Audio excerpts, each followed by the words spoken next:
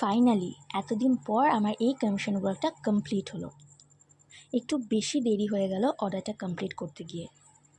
আসলে এই অর্ডারটা বেশ কিছুদিন আগে এসেছিল, তাও মোটামুটি 1.5 থেকে 2 মাস আগে।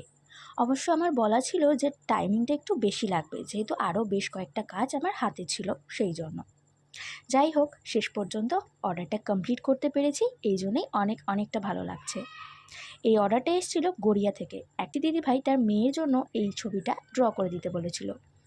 অবশ্য ছবিটা কমপ্লিট করতে যে দেরি হয়ে গেল তাতে আমার খুব একটা ক্ষতি হয়নি, কারণ ছবিটা এত সুন্দর এসছে যে কেউ দেখলে এমনিতেই খুশি হয়ে যাবে।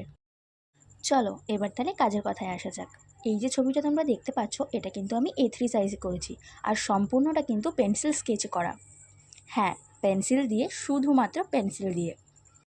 তোমরা তো জানো আমি রিয়েলিস্টিক ছবি বানাতে কত ভালোবাসি। সিম্পল এই নাচের স্টেপে রেফারেন্স ড্র করার সময় আমি হাতে একটা ত্রিশূল ধরিয়ে দিয়েছি, কারণ শুধু হাতটা কেমন যেন একটু ফাঁকা ফাঁকা লাগছিল, যার ফলে ছবিতে কিন্তু একটা আলাদা সুন্দরতা চলে এসছে, কি তাই না?